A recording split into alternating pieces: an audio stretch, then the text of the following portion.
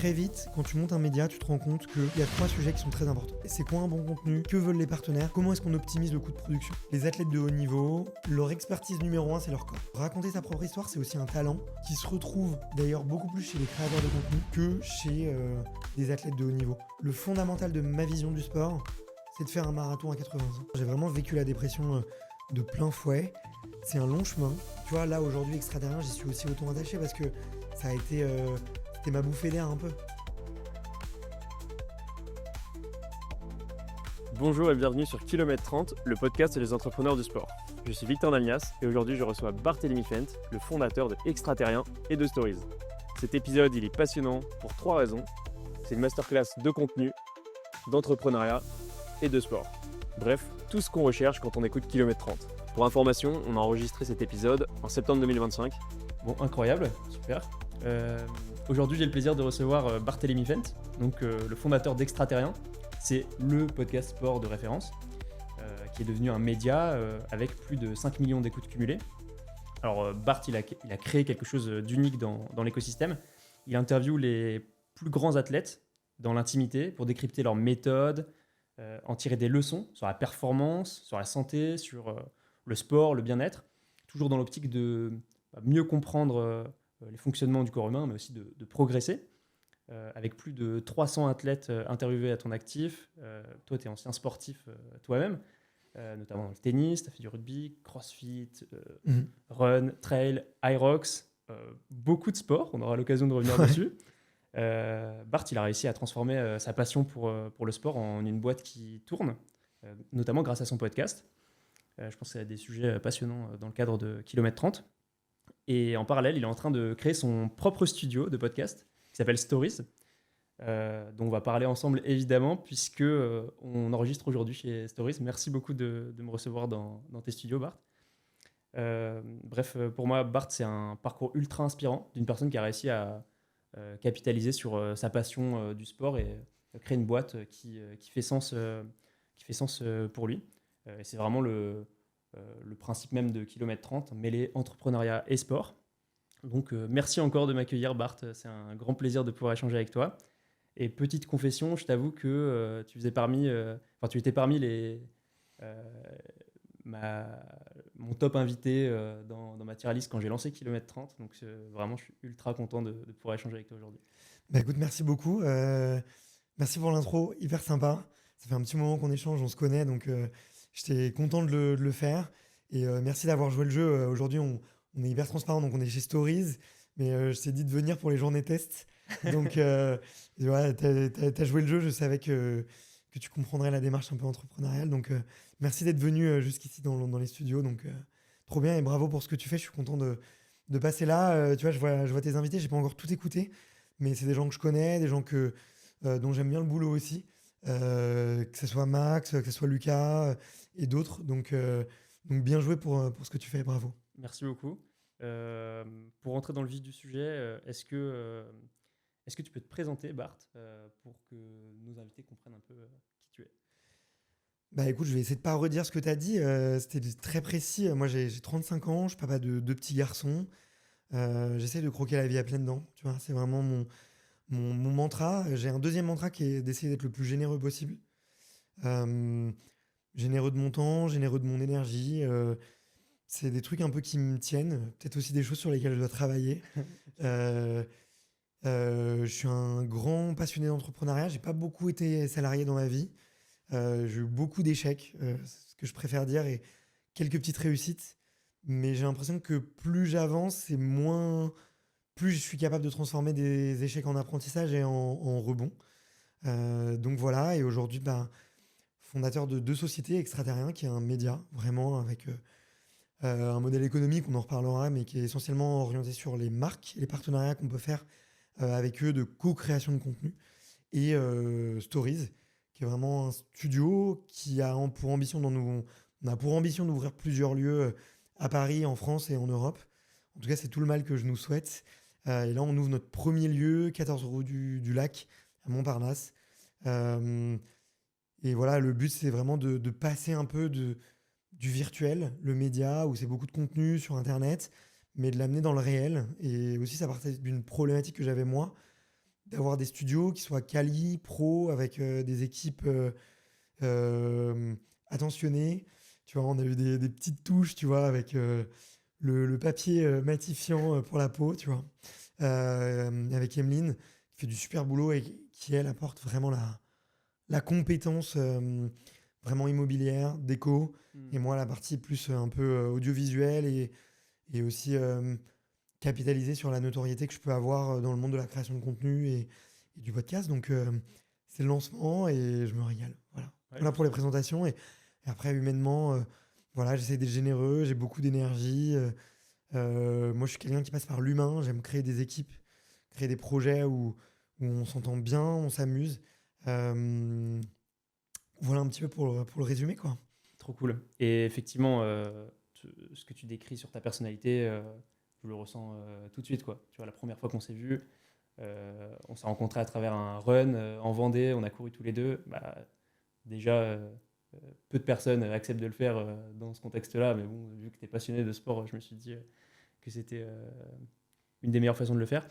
Et ouais, tu es spontané, tu mets tout de suite à l'aise. Je pense que ça fait aussi partie des attributs qui font de toi quelqu'un de bon en interview et donc de quelqu'un d'inspirant, comme je le disais tout à l'heure. Euh, le sport fait vraiment partie intégrante de ton parcours. Est-ce que tu pourrais me dire pourquoi? Je reviens juste sur ce que tu as dit juste avant de mettre à l'aise les gens. J'étais un grand timide, moi. Ok. Donc, comme quoi, tu as tout ce travail. Et j'ai même, tu vois, un des autres mantras que j'ai, c'est que tout ce qu'on peut estimer comme des points faibles, c'est des choses qu'on peut transformer en force. Moi, je suis un grand timide, donc au début, j'avais peur de parler de moi. Du coup, j'apprends à mettre à l'aise les autres pour qu'ils parlent d'eux. Et ça me meuble, tu vois, un peu. Et c'est un peu une forme d'écoute et de poser des questions. Donc, c'est un truc qui se travaille et c'est pas toujours naturel. Pour en revenir au sport et à ta question, moi, j'ai des parents qui sont très sportifs. Euh, Ma mère a fait énormément de vélo en club, beaucoup avec son père, donc mon grand-père. Mon père a fait beaucoup de judo, il a fait les championnats de France junior plusieurs fois. Donc ça fait partie un peu de la culture familiale, tu vois. Euh, à la télé, c'était les JO, c'était Roland Garros, c'était le Tour de France. J'ai des souvenirs d'été entier passés avec mes grands-parents, où le seul moment où j'avais le droit de regarder la télé, c'était la dernière heure avant l'arrivée des étapes, tu vois. Donc j'ai suivi les Pantani, les Jan Ullrich, les Richard Virenque, Armstrong aussi, hein, bien sûr. Euh, et sinon, les matinées, c'était dans le jardin. Il y avait un grand mur chez mes grands-parents euh, où il y avait un espèce de muret qui était à hauteur d'un filet de tennis. Et j'avais le droit d'avoir ma raquette de tennis, une balle en mousse. Et je tapais la balle pendant des heures et des heures et des heures. Et je me faisais engueuler parce que derrière moi, il y avait le potager qui était un potager de tomates, de salades, de fraises que faisait mon grand-père. Et les balles ou les coups de raquette défonçaient les tomates. Donc j'ai passé des heures et des heures là-dessus à faire de la zone 2, à taper une balle dans un mur tout blanc, tout seul. Euh, j'ai beaucoup construit un peu ça dans cette solitude. Et aujourd'hui, tu vois, m'entraîner en équipe, c'est hyper important pour moi. C'est un truc que je construis. Tu vois, j'ai lancé un petit programme d'entraînement qui s'appelle Rox Evolution pour les athlètes qui veulent progresser sur Aerox. Et tu vois, j'accorde une importance hyper particulière à le faire en équipe et est-ce qu'il y a un groupe WhatsApp, et est-ce qu'on échange, et est-ce qu'on partage. C'est hyper important pour moi. Et là, j'ai même envie de passer sur des entraînements en commun, tu vois, et de rajouter une dynamique collective. Tu vois, donc voilà, c'est un peu ça. Moi, le sport, j'avais pas le choix. C'était une obligation. Euh, Aller courir aussi avec mon père. Et moi, j'étais sur le vélo et je suivais. Donc, c'est comme se brosser les dents. C'était, on fait des randos l'été, on fait du ski l'hiver, on court toute l'intersaison. Et quand on va chez les grands-parents, bah, on est inscrit dans tous les clubs, dans tous les trucs. Et moi, les colos de vacances, c'était, je vais leur faire de la pub, hein, mais c'était l'UCPA, quoi. J'ai fait tous les stages, tennis, sport d'eau et tout. Ouais. Et je me régalais. Et je suis très très content là-dessus. Enfin, tu vois, je suis très très content d'avoir vécu ça parce que aujourd'hui, il pleut, c'est pas grave, je vais courir en fait. Il y a pas le choix et j'arrive à trouver du plaisir même par 5 degrés, s'il pleut à torrent, je suis content de me dire, waouh, je cours, mais je le fais dans un... C'est dur, c'est compliqué, il fait froid, personne ne court. Moi, je le fais. Tu vois, et je prends du plaisir Tu à vas ça. prendre du plaisir dedans. Ouais. Ouais. Et tu as parlé du fait que tu étais papa. Est-ce que c'est quelque chose que tu inculques à tes enfants? Ouais, complètement, c'est un gros sujet. Hein, tu vois, et là, je me rends compte, parce que je fais encore plus de sport que mes parents en faisaient et m'en faisaient faire. Et je me dis, où est la frontière entre donner le goût de l'effort, transmettre l'obligation du sport, le devoir de s'entraîner, le devoir de cultiver le mouvement dans la famille et cultiver même l'amour du dépassement, avec une frontière un peu invisible qui est l'obligation, la souffrance, le fait de forcer aussi son enfant. Moi, je vais courir souvent avec mon fils. Souvent, il y a des pleurs, il y a des chutes, il y a des papa, j'ai envie de rentrer, j'ai envie d'arrêter. Il y a des fois, papa, j'ai pas envie d'y aller. Et j'apprends à trouver des subterfuges, des petites méthodes de manipulation infantile, tu vois. C'est aujourd'hui, tu sais, c'est pas est-ce qu'on va courir, c'est on va courir dans les marais salants ou on va courir sur le port. Tu vois, c'est ce genre de choses. Qu'on le dise, tu vois, qu'on le dise ou pas, c'est de la manipulation. Hein. Tu fais du marketing avec Ouais, exactement. Non, mais ça, c'est le premier truc. J'ai lu des bouquins sur les manipulateurs et tout, et les faux choix. Il n'y a que 2 options aujourd'hui. C'est le port ou les marais salants. C'est le bois ou le lac. Ça, c'est purement de la manipulation. Et avec les enfants, on le valorise parce que ça permet tu vois, d'amener du jeu, d'amener du choix sans en être. Mais c'est des choses avec lesquelles enfin, c'est des questions que je me pose, quoi. À quel point on va trop loin.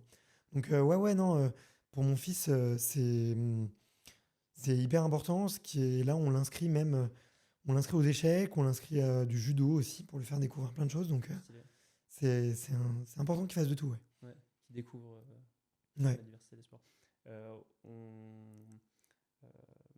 On parle de l'enfance là. Je Ouais. sais qu'il y a une question que tu as beaucoup posée à tes invités. Quel est ton premier souvenir de sport? J'ai ces souvenirs là dans le jardin de mes grands-parents, Ouais. mais je pense qu'ils sont un peu plus tard quand j'ai commencé à faire du tennis. Mais je crois que mon premier, vraiment, si je reviens à la base, j'ai fait de la gym. J'avais 4 ans et j'ai un souvenir qui m'a marqué. J'étais le plus jeune d'un groupe de gym d'enfants. Et on faisait du gainage, on faisait des trucs mais méga durs, quoi. On faisait du cheval d'arçon, on faisait des barres parallèles. Et il y avait...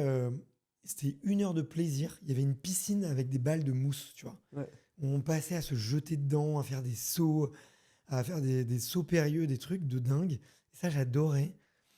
Mais à la fin, il y avait 1 heure de gainage à faire la planche, à faire la chaise, à faire, tu sais, tu restes en position assise, je sais plus le nom, mais...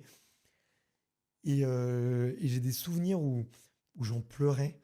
Et à chaque fois qu'il y en avait un qui abandonnait, toute l'équipe devait recommencer. C'était des pompiers qui t'entraînaient, des militaires. Et j'ai des souvenirs où c'est moi qui faisais recommencer tout le monde et j'en pleurais, quoi. Ouais, c'est un Tellement. trauma presque en fait. Ouais.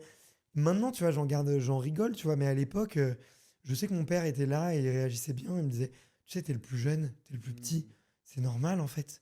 Ils sont tous plus grands que toi et tout.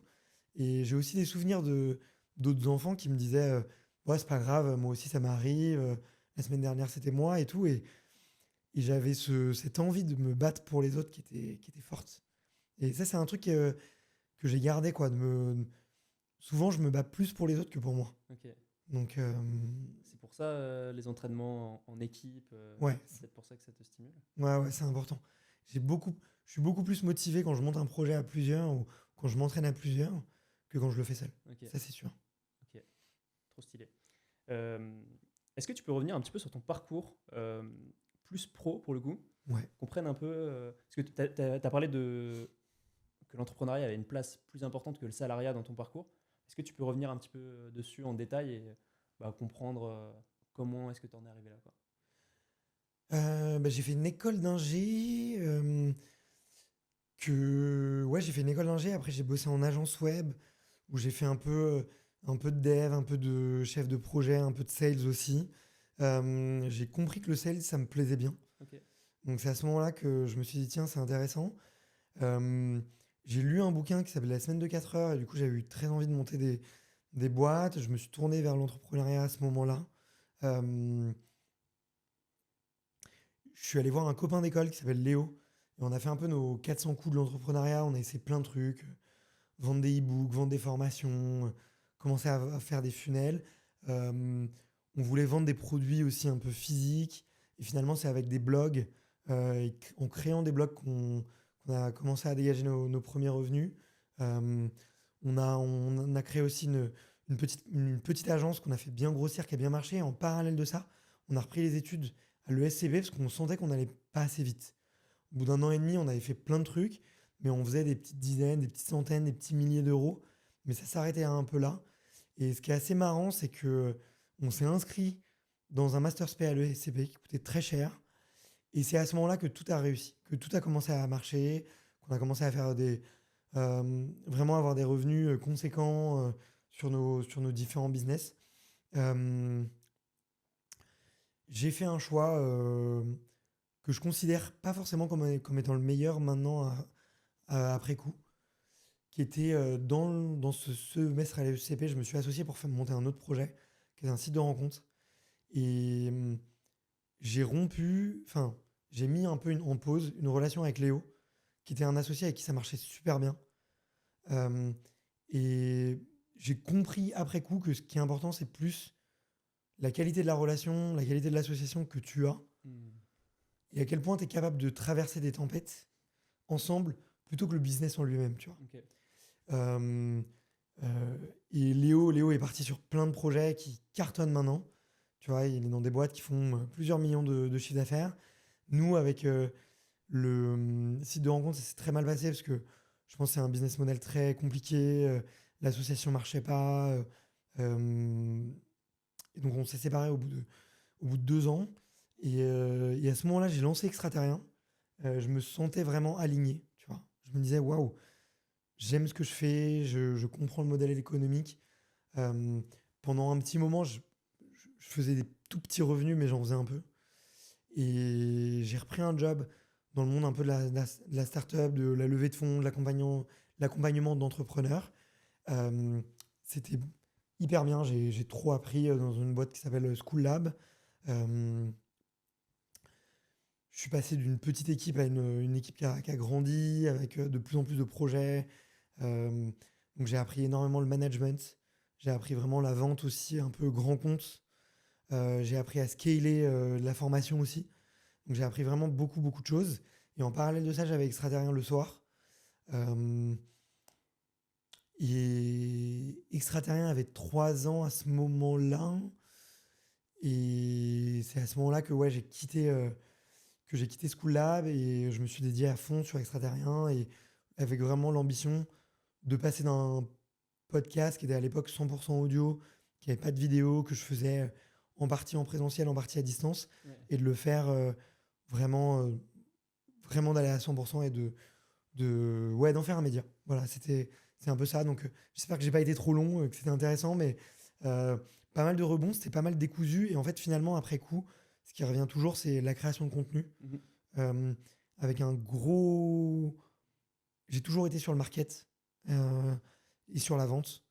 Et c'est ça qui me drive. Et j'ai toujours été sur du management et vraiment créer des bonnes équipes, créer des équipes soudées.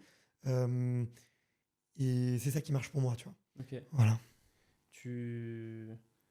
déjà, c'est un parcours qui me parle beaucoup. En plus, je suis passé par le SCP aussi. Euh, Aujourd'hui, j'en suis à une phase où j'ai du mal à savoir si prendre un job ou se lancer de façon indépendante, c'est Mm. enfin, quel choix faire qui est le plus pertinent. Euh, donc c'est cool aussi d'avoir tu vois, tes Ouais. insights et comprendre. Tu t'es déjà posé la question de où est-ce que tu apprendrais le plus? Euh, ouais, et je me rends compte que en étant entouré d'autres personnes qui ont de l'expérience, c'est quand même Ouais. Enfin, tu vois, être dans avoir le sentiment d'appartenir à une équipe, construire un projet commun, je trouve que c'est des choses qui me motivent énormément aussi. Je Ouais. me rends compte que là où j'ai pris le plus de plaisir, là où j'ai le plus appris, c'était dans des environnements, en gros, équipe de sport Bien et sûr. on va au combat tous ensemble, quoi. Hmm. Et C'est intéressant ce que tu dis. Ouais. ouais, Parce que tu vois, on fait beaucoup la part belle à l'entrepreneuriat en complètement. disant ouais, c'est une des meilleures écoles et tout, mais être tout seul, faut savoir s'auto-gérer, s'autodiscipliner, euh, vraiment avoir un très bon sens des priorités, de savoir ce qui est important. Moi, je l'avais pas au début. Et tu vois, j'ai eu des mentors dans ma première année et demie de CDI. Tu vois, j'avais quelques personnes qui m'ont vraiment mentoré, qui m'ont vraiment appris beaucoup de choses. Mes associés aussi, tu vois. Et même en reprenant un job à un moment, je trouve que tu apprends aussi beaucoup. Et je pense que peu importe que ce soit de l'entrepreneuriat ou du salariat, c'est de te dire ouais, dans quel environnement, avec quelle personne et dans quel type de projet je vais être stimulé intellectuellement et je vais apprendre le plus, quoi. Ouais, totalement. Et je trouve que c'est un critère qui est clé de mon côté, c'est des gens qui me comprennent, qui ont beaucoup d'empathie aussi. Tu vois. Je trouve que c'est une des limites au salariat que je trouve euh, bah, parfois difficile d'évoluer Mm. dans des équipes où forcément il y a des contraintes dans tous les cas, mais des gens qui manquent de profondeur humaine, tu vois, et Mm. euh, d'empathie, d'essayer de comprendre comment on peut améliorer les choses, quoi. Ok. Mais trop intéressant. Du coup, est-ce que tu peux revenir sur... tu as parlé des débuts d'extraterrien, et notamment euh, le fait que tu jonglais entre ton job précédent et tes interviews. Comment Ouais. est-ce que tu peux revenir sur le début, tes premières interviews? Est-ce que tu te souviens de tes premières interviews? Écoute, ouais, déjà, je m'étais pas mal. Enfin, c'est allé très très vite. Tu vois, je crois que je me suis séparé de mes associés de ma boîte précédente au mois d'avril. Et j'ai lancé le podcast le 1er juillet 2019, exactement. Donc, vraiment, je suis allé à fond et je suis allé à 100%. Euh, j'ai acheté 2 micros. J'avais regardé un peu ce que faisait Mathieu Stéphanie. Je m'étais un peu inspiré de quel type de micro lui il utilisait et comment il gérait. J'ai acheté tout pareil. Je me suis pas posé de questions et je me suis dit je vais copier. Moi, je suis quelqu'un, quand je sais pas, je copie. Ouais. Tu vois, et c'est un truc. Ça aussi, c'est un conseil. Les Français ont beaucoup de mal avec la copie, avec les droits d'auteur, le, le côté un peu puriste. Mais franchement, le nombre de boîtes en France qui se sont lancées en copiant des boîtes américaines et tout, on le dit pas parce que c'est très mal vu, mais il y en a énormément, tu vois. Ouais, Et notamment des grands entrepreneurs qui sont très présents sur les réseaux et, et qui n'ont pas forcément des boîtes qui marchent super bien, mais copier, ça marche très très bien, tu vois. ouais. Copier une DA, copier des stratégies, copier des prix, copier des go-to-market. Mm. Euh, Ça marche très très très bien pour commencer et lancer des projets. Donc moi, sur la partie technique, j'avais tout copié sur Mathieu. Il avait fait des articles de blog, et je lui ai dit, il avait fait des articles de blog, il avait documenté le truc, j'avais tout copié. Moi, aujourd'hui, je suis très content qu'on nous copie, tu vois, et sur Extraterrien, et je le dis, ça veut dire qu'on fait du bon boulot et que les gens s'imaginent qu'en nous copiant, ils pourront faire aussi bien, et c'est hyper touchant, en fait. Ouais. Donc je fais ça, et moi, mes premières interviews, vraiment, j'ai demandé au réseau. J'avais un peu de chance parce que j'avais quand même créé un peu de contenu sur Medium à l'époque, Ouais. qui était une plateforme de blogging. Euh, et du coup, j'avais quelques entrepreneurs un peu quali qui me suivaient, qui m'avaient recommandé des athlètes. Donc mon tout premier interview, c'était Arthur Guérin-Boéry qui faisait de l'apnée. Et j'étais trop content. Et franchement, j'ai pris une claque parce que j'avais un peu le truc. J'avais le syndrome Tim Ferriss et Mathieu Stéphanie. C'est-à-dire que j'écoutais leur podcast et c'était des invités exceptionnels, souvent qui ont beaucoup réussi, soit qui ont vendu des livres à des millions d'exemplaires ou qui ont monté des boîtes énormes, tu vois, avec des levées de fonds et tout. Et là, je me disais, le sport de haut niveau, je le connaissais pas très bien. Je connaissais encore moins l'apnée. Et là, j'arrive chez Arthur. Et à l'époque, ça va beaucoup mieux maintenant, hein. Mais il habite dans une résidence, c'est pas un HLM, tu vois, mais en plein cœur de Montreuil. C'était neuf, mais c'était tout petit. C'était un peu le bordel aussi. Euh, et il m'explique que c'est chaud, quoi. Que c'est vraiment chaud, qu'il galère un peu à joindre les deux bouts. Euh, euh, je sais qu'aujourd'hui, ça va beaucoup mieux pour lui, que c'est beaucoup développé, que c'est cool. Mais tu vois, j'ai vraiment vu une forme de galère, tu vois. Euh, et ça m'a marqué. Je me suis dit, ok, c'est pas les paillettes, c'est des petits apparts, c'est des galères un peu financières. Donc je l'ai fait avec lui. Mon tout deuxième épisode, c'était avec Hélène Gomme, qui était une escrimeuse de l'équipe française, de France, pardon, et qui avait la maladie de Crohn. Ok. Voilà, et ça, c'était comme ça un peu mes premiers épisodes. Et après, je suis allé chercher des personnalités qui étaient déjà passées sur des podcasts. Ok. Et ça a très bien marché. Ouais. Parce que c'était des gens qui comprenaient, qui connaissaient un peu la valeur du podcast. Et des gens, du coup, qui ont intéressé. Donc, il y a eu Marie-Amélie Le Fur. Il y avait Vincent Defrane aussi. Et à ce moment-là, en plus, on était 3-4 podcasts qui se lançaient un peu au même moment de mémoire. Il y avait Dans la tête d'un coureur. Ouais. Il y avait Championne du monde, il me semble. Où est-ce qu'elle est arrivée un peu plus tard, je sais pas. Et il y a eu Course épique aussi. Et ça, c'est assez marrant parce que aujourd'hui, on est presque des dinosaures, tu vois, tous, et on est encore là, tu vois, donc ça fait plaisir. Ouais. Après, il y en a plein d'autres. Je suis désolé pour ceux que j'ai pas cités, ceux qui sont arrivés un peu au même moment ou un peu après, mais c'était cool parce que bah, il y avait que l'audio en plus à l'époque. On se tirait un peu la bourre. Il y avait de l'entraide aussi un petit peu. Donc c'était une belle période. Tu te rappelles de ta posture un peu avec tes invités? Et si tu le mets en perspective avec aujourd'hui, comment tu préparais tes interviews? Comment tu étais avec tes invités? Ouais. Ce serait intéressant de comprendre Bah, ça. moi, à l'époque, je voulais vachement l'histoire. J'étais vachement. En fait, j'avais deux types de podcasts qui m'intéressaient. Soit les podcasts où il y avait beaucoup de storytelling, mais quelqu'un qui racontait très très bien son histoire. Soit les gens qui étaient capables vraiment de rendre très accessible quelque chose de compliqué. Donc les pédagogues et ceux qui avaient une capacité de transmission très élevée.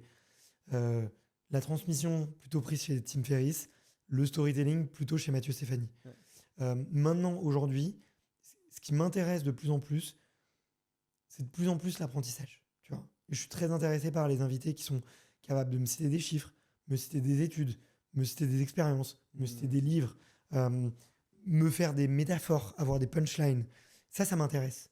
Et de plus en plus, le storytelling, notamment dans le sport, j'ai un peu fait le tour. J'en ai fait 300. Il reste toujours des très belles histoires et j'irai toujours en chercher, bien évidemment. Mais déjà, je sais mieux les sourcer. Et je me rends compte que raconter sa propre histoire, c'est aussi un talent que tout le monde n'a pas, que je prétends pas avoir non plus. Et qui se retrouve d'ailleurs beaucoup plus chez des créateurs de contenu que chez des athlètes de haut niveau, qui n'ont pas l'habitude de forcément raconter leur histoire, savoir faire passer des émotions, transmettre quelque chose. Ils sont pas tous, certains l'ont naturellement, mais c'est un talent que tous n'ont pas et qui parfois fait que, moi je le cache pas, hein, sur 300 interviews, il y a des interviews où je me suis fait un peu chier, tu vois. Ouais. Mais ça fait partie du jeu, t'apprends. Et ce que moi j'ai appris de ces interviews-là, c'est me dire, ok, j'ai quelqu'un en face de moi dont l'histoire ne m'intéresse pas, en fait, finalement, parce que le parcours est très classique dans le monde du sport, parce que peut-être il a été un peu facile, parce que je vois pas les difficultés, je vois pas les axes de réflexion aussi. Ce qui est intéressant quand tu racontes une histoire, c'est la personne, comment est-ce qu'elle a réfléchi pour prendre des décisions, pour faire des choix, et que toi, tu puisses te dire, ah ok, je comprends pourquoi elle a pris telle décision à tel moment. Et ça, je trouve ça inspirant. Mais il y a des gens qui ne sont pas capables de te le transmettre. Et du coup, moi, toutes ces interviews un peu ratées, je me disais, ok, qu'est-ce que je vais aller chercher d'autre finalement? Du coup, de la technique, aller chercher des routines, aller chercher de l'ambition, aller chercher des petits conseils un peu plus techniques. Et c'était ça un peu ma posture. Comment tu anticipes du coup ça? Est-ce que il y a parfois peut-être des sportifs qui n'ont pas trop pris la parole dans des podcasts précédemment? Comment tu prépares des questions plus techniques si tu sais que ton invité va plus galérer En fait, à faire du storytelling. ouais, j'ai une formule magique que je peux te donner. C'est le pourquoi, c'est le quoi, pourquoi, comment. Ok. Je te donne un exemple. Euh, qu'est-ce que tu fais? Quelle est la première chose que tu fais le matin? Petit café. Ok. Pourquoi? C'est réconfortant. Comment est-ce que tu le bois ton café? Chaud, avec une tasse. Comment tu le fais ton café? Café filtre, j'aime bien le petit, la douceur que ça procure. Tu vois, c'est pas un café intense euh, qui, euh, qui t'éclate les papilles. C'est plus un truc doux que tu peux boire avec plusieurs gorgées, quoi. Ok. Bah, tu vois, en te posant ces trois questions, je sais, je sais l'émotion que ça te procure. Je sais pourquoi tu bois du café filtre. Donc, tu vois, je comprends ta réflexion. Je comprends les émotions que tu as. Et je comprends vraiment pourquoi tu kiffes cette habitude de boire du café, tu vois. Ok. Et en fait, quand tu poses le pourquoi, tu poses la question de quelle est la réflexion derrière, comment tu as choisi, et le comment, bah tu vois, bah, qu'est-ce qui est important pour la personne et comment est-ce qu'elle l'exécute, tu vois. Et donc, tu rentres un peu dans la technique, Ok. tu vois. Tu fais comment ton café, toi? Et ben moi, j'essaye d'arrêter le café, tu Ah vois. ouais, ouais. Et donc, si tu me demandes le pourquoi, bah, c'est parce que j'en bois tellement que ça me fait trembler. Et comment j'ai arrêté le café, bah, je refais un clin d'œil. J'ai remplacé avec bonjour, Bonjour, tu vois. ok. Voilà. T'as vu Ça m'a aidé à faire du substitut. Et sinon, en vacances, c'était très facile d'arrêter complètement le café. Ouais. Mais quand je bosse, c'est ancré dans mes routines d'écriture, de boulot, c'est un truc c'est plus le goût qui me réveille, tu vois, d'un seul coup. Je rentre dans un personnage. Ouais. Il y a une réflexion avec la tasse de Voilà. café à côté. Ouais. Justement, c'est intéressant de comprendre un petit peu le recul que tu as pu avoir sur toutes les interviews que tu as pu mener. Euh, Tu parles beaucoup de tes apprentissages dans le contenu que tu partages sur les réseaux. Est-ce qu'il y a des éléments que tu aimerais partager sur ce que tu retiens des échanges que tu as fait avec des grands sportifs, avec des gens qui ont des routines incroyables? Mm. C'est dur, hein, c'est une question hyper générale, hein, volontairement, mais est-ce qu'il y a des éléments qui te marquent que tu as envie de partager? Ouais, et franchement, il y en a tellement. Tu vois, après 300 rencontres, ça serait hyper dur de te dire, voilà, il y a ce petit truc qui a changé toute ma vie. Mais tu vois, dans les grands apprentissages, je pense que les athlètes de haut niveau, ils ont développé une écoute de leur corps qui est surdéveloppée et une connaissance de leur corps. Donc, ils sont très à l'écoute d'eux-mêmes. Leur premier outil, c'est leur corps. Donc, leur expertise numéro un, c'est leur corps. Ouais. Donc ça, c'est un truc naturellement que j'ai développé en les rencontrant, que j'ai naturellement aussi développé à leur contact. C'est comment tu développes tes sensations, comment tu t'écoutes. Et une des meilleures manières de le faire, je trouve, c'est le carnet d'entraînement. Tu vois. Le carnet pour écrire tes émotions après une séance, comment tu t'es senti, après une compétition, qu'est-ce que tu as réussi, qu'est-ce que tu as échoué, l'art du débriefing. Et ça, je trouve que c'est un outil formidable. L'écriture, le carnet, je suis très très content que tu sois venu avec un carnet. C'est un excellent outil pour mieux comprendre ses émotions, mieux débriefer, mieux écrire ses souvenirs et être capable vraiment d'apprendre. Tu vois. Tu l'appliques toi au quotidien Ouais, j'écris tous les jours. Ouais. J'écris tous les jours, j'ai un framework d'écriture dont je me suis plus inspiré, tu vois, d'un homme qui s'appelle James Clear, qui a écrit Atomic Habits, qui est un des bouquins qui a changé ma vie, et c'est un des bouquins vraiment fondamentaux dans ma construction, que je recommande à tout le monde. Si tu veux, on pourra en parler un peu plus. Mais ça, c'est hyper important pour moi. Une autre chose que je retiens aussi des athlètes, c'est qu'ils ont une résistance à la douleur qui est extrêmement élevée.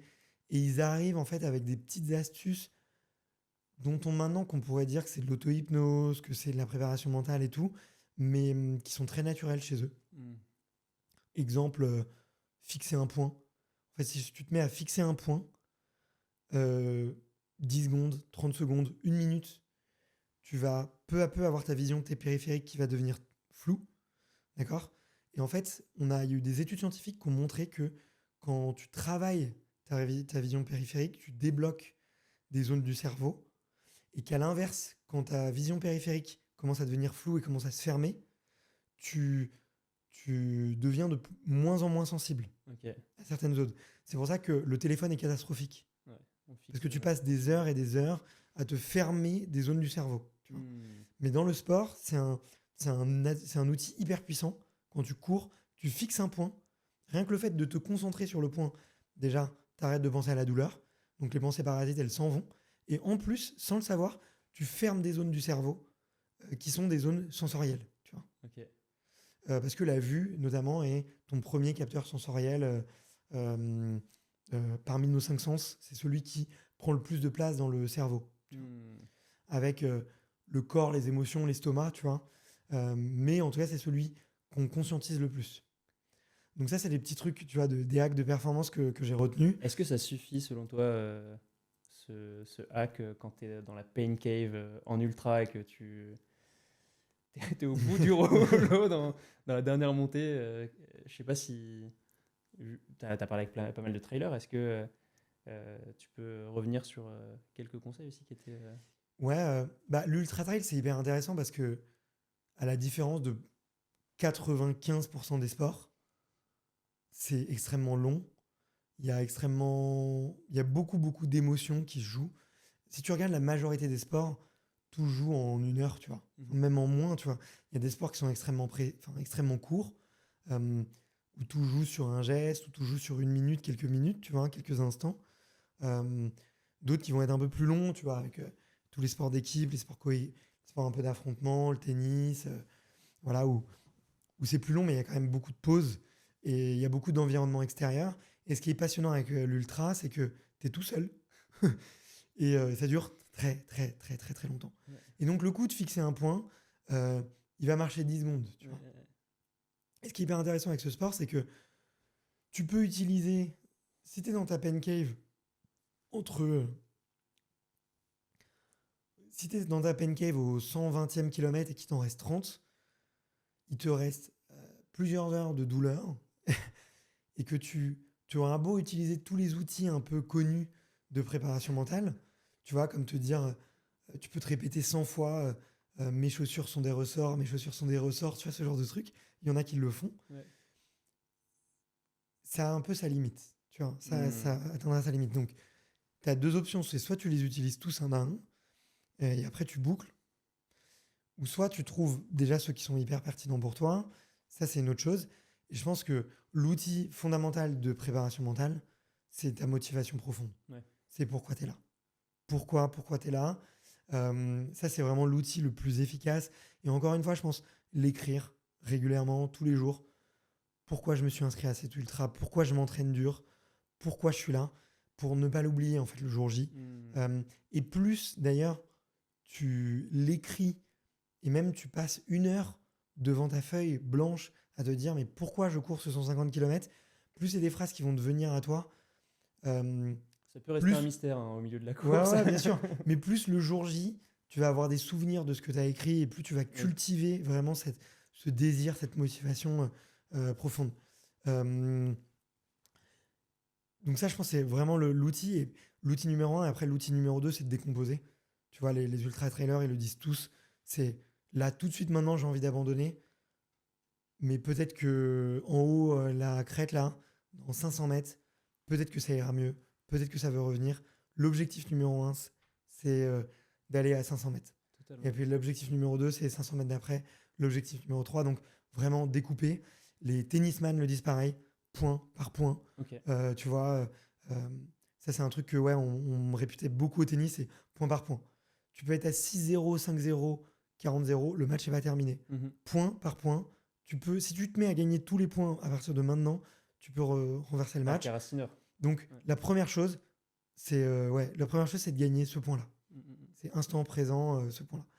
Donc c'est les deux choses qui... Ça peut paraître des fondamentaux, mais c'est important de se les répéter très souvent. Tu vois. Ok, incroyable. Là aujourd'hui, ça c'est pour revenir un petit peu sur Extraterrien. Ouais.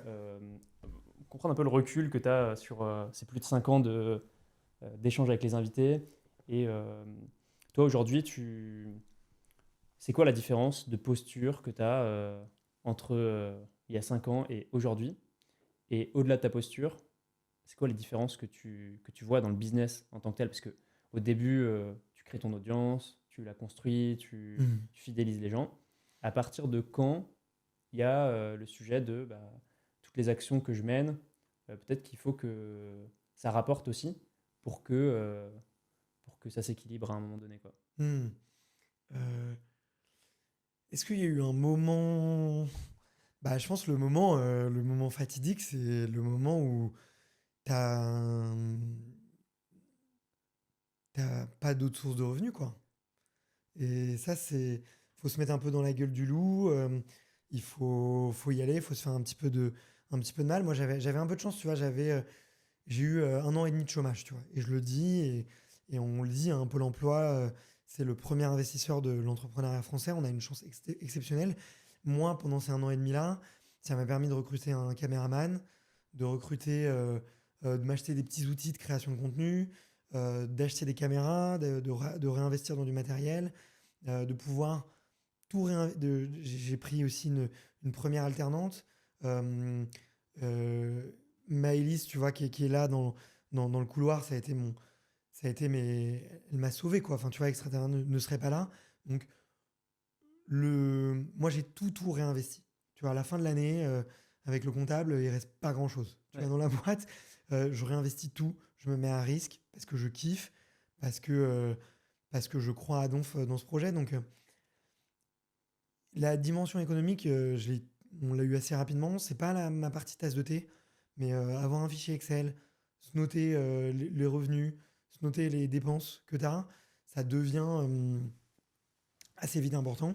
Et moi, moi aujourd'hui, c'est une partie sur laquelle tu vois, je me fais entourer, je m'entoure, je me fais accompagner parce que euh, c'est pas forcément là où je prends du plaisir, mais c'est un passage obligé pour grandir et pour aller à l'échelle, quoi. Ok. Donc, et c'est aussi un truc que je vois monter un média à deux, c'est intéressant parce que très vite, quand tu montes un média, tu te rends compte qu'il y a 3 sujets qui sont très importants. Le sujet numéro 1, euh, c'est vraiment la qualité de ton contenu. La qualité de ton contenu, c'est ce qui va driver de l'audience, construire ta marque, faire que des gens vont venir et revenir consommer ton média parce qu'ils aiment et ils savent que Extraterrien, c'est un rendez-vous tous les mardis matins, tous les vendredis matins à 6 h en podcast audio, qu'ils aillent courir, qu'ils soient sur leur vélo, qu'ils prennent la voiture, qu'ils cuisinent, on sera là. Et on fera un excellent épisode. Ça, c'est la qualité du contenu. Ou t'abonner sur Instagram parce que tu sais que les Reels, ils sont inspirants, ils sont cool. Ou les stories sont hyper cool. Donc ça, c'est la première chose. C'est vraiment la qualité de ton contenu. La deuxième chose qui est fondamentale, c'est euh, le coût de ta production. C'est ce contenu-là, combien il te coûte à produire. Et ça, tu le fais pour tous les contenus. Ça, plus tu grandis, plus tu dois apprendre à le structurer sur tous les contenus. Ok. Donc, c'est pas facile, c'est pas évident. Au début, notamment quand tu recrutes, moi, quand j'ai recruté Maëlys, qui était en alternance, maintenant ça va faire 2 ans et quelques qu'elle est là, donc tu vois, elle a grandi, mais elle faisait tout. Elle était au four au moulin, moi aussi. Moi et mon temps, un mois je me payais, un mois je me payais pas. Comment est-ce que tu le valorises aussi? Faut être honnête, hein, je suis très transparent là-dessus. Moi, j'ai mis beaucoup de temps avant de me verser un salaire. Je suis très transparent là-dessus. C'est pas, hum, c'est pas la source de revenus la plus facile et la plus évidente, mais le coût de la production. Donc nous, aujourd'hui, on sait, une vignette YouTube, ça nous coûte tant. Un montage de podcast en vidéo, ça nous coûte tant. Un montage de vidéo courte, ça nous coûte tant. Et on a une grille, et on sait tout exactement. Combien ça nous coûte. Et après, on incorpore des frais fixes de production de contenu. Ok. Ok. Et le troisième pilier qui est fondamental, c'est tes sources des revenus, tes marques, tes partenaires, tes clients avec qui tu travailles. Donc en fait, tu as 3 pôles. Euh, et c'est important, je pense que les créateurs de contenu qui bossent bien avec les marques, c'est les gens qui arrivent soit très vite à sous-traiter un des pôles à des gens qui connaissent bien, ou qui ont des gens qui ont tout de suite ce mindset un peu là en tête, ou les gens qui arrivent à avoir le cerveau qui jongle en trois. Et donc moi, je recrute beaucoup de gens qui ont au moins l'ADN sur 2 pôles, tu vois, Ok. pour qu'ils puissent comprendre, ok, c'est quoi un bon contenu, c'est quoi un bon partenaire, que veulent les partenaires, ou c'est quoi, comment est-ce qu'on optimise le coût de production, tu vois. Euh, truc assez, exemple tout concret, on était à l'UTMB. On est à l'UTMB, donc on le fait financer avec un partenaire, on fait du super contenu avec un partenaire. Là, nos coûts de prod, on les fait grossir parce qu'on va louer une salle, Mhm. on va prendre un régisseur son, on va amener de la lumière, amener beaucoup de matos. Ok, cool.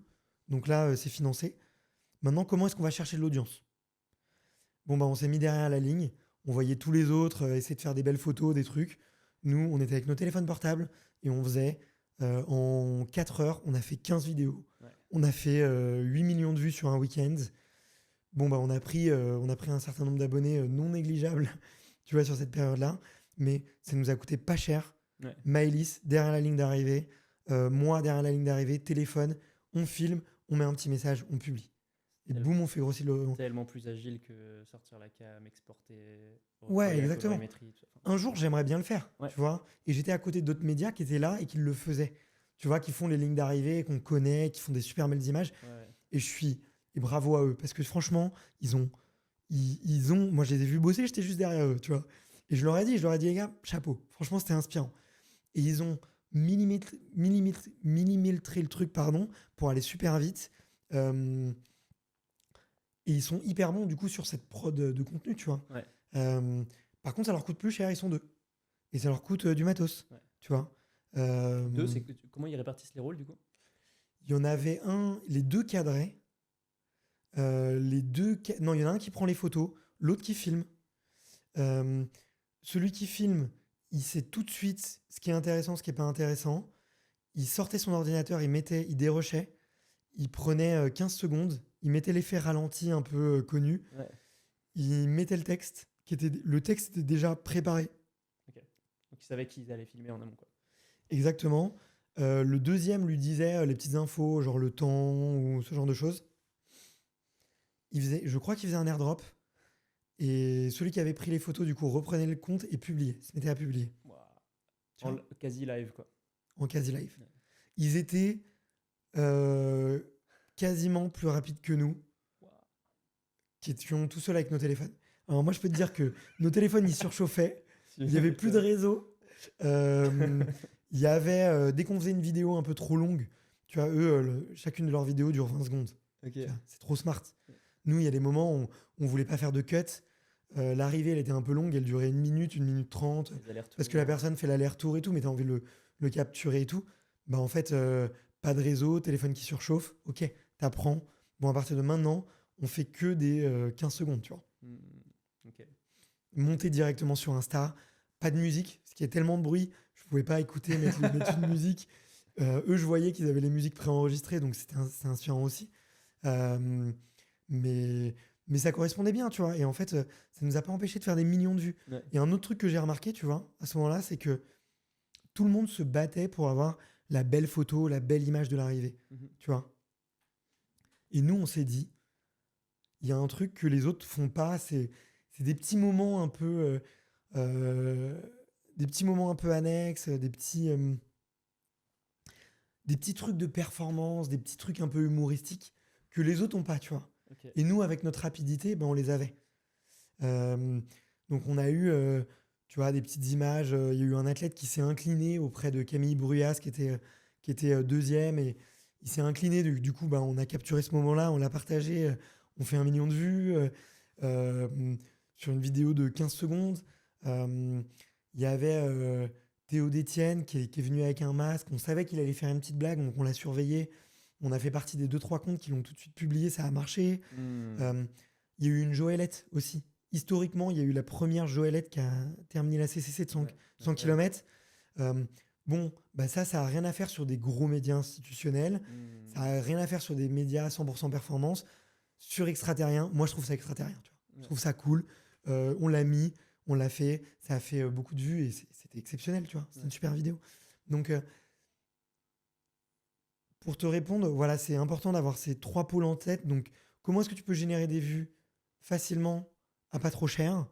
Si tu as du budget, t'optimises un peu tes coûts de prod aussi pour avoir un peu de ratio. Et tu vois, je parle de plus en plus à des gens qui ont des gros médias, tu vois, des équipes de 20, 25 personnes et tout. Quand tu as une marque qui vient te voir, si tu arrives à lui vendre quelque chose à 10 000, par exemple, pour simplifier, il faut généralement que tes coûts de prod purs, ça soit un tiers. Ok. Et essayer de pas trop dépasser. Et que le reste, du coup, les 70%, donc 3 000 euros, tu vois, le reste, ça soit un peu ta gestion de projet et tous tes frais transverses et ta marge, tu vois. Ouais. Et ça, c'est pas facile, tu vois, te mettre dans le mindset de dire, OK, là, je vais vendre un truc à telle marque, ça leur met 20 000, du coup, je leur ai vendu 20 000, du coup, en frais de prod, il faut que ça me coûte ça. Quand t'es tout petit, à notre taille, c'est pas encore faisable sur tous les projets, mais il faut qu'on y arrive petit à petit. Même aujourd'hui, on en est très loin, il faut être honnête. Moi, je retire mon salaire de quasiment tous les coûts de prod. Tu vois, il y a plein de trucs aussi qu'on optimise petit à petit, quoi. Pour rentrer dans ces 30%. Petit à petit, ouais. Ok. C'est un objectif, c'est une étoile polaire. Donc ouais, vraiment garder ces 3 pôles-là en tête si tu veux que ton média il puisse vivre et il puisse être un peu rentable. Désolé, j'ai digressé complètement sur les coûts de l'UTMB, tu vois. Ouais. Mais du coup, ça te dit bien, ok, tu vois, nous, on est venu sur un événement, on a fait des prods hyper quali pour les marques parce qu'on avait le budget pour. Ça nous finançait notre présence là-bas. Tout le temps en restant, on s'est dit, ok, comment est-ce qu'on va chercher de l'audience avec les moyens du bord et le temps qu'on peut y allouer, notre expérience, nos outils, et en étant un peu filou, tu peux faire des grosses choses. Ok. Et comment tu prépares en amont ces partenariats qui rendent le projet aussi jouable? Moi, aujourd'hui, c'est 50% de mon temps. Tu Ok. vois. Ouais. Donc c'est Vraiment. calendrier, tu es au carré sur les gros événements de l'année, tu sais que à cet endroit-là, tu vas devoir renégocier des partenaires, c'est comment? J'aimerais, je m'entoure de gens encore une fois. Tu vois, là, on a recruté Charlotte dans l'équipe qui est hyper forte et qui commence, tu vois, on commence à essayer de structurer un peu la partie commerciale. Je l'ai beaucoup fait à l'opportunité, je l'ai beaucoup fait au feeling, au coup, tu vois. Là, on commence à avoir un calendrier sur 1 an à l'avance et à se dire, OK, maintenant, on connaît nos séries, on a nos PowerPoint qui sont faites et on va commencer à aller chercher les marques. Tu vois, pour chaque événement, on a une dizaine, quinzaine de marques cibles et on commence à les bosser.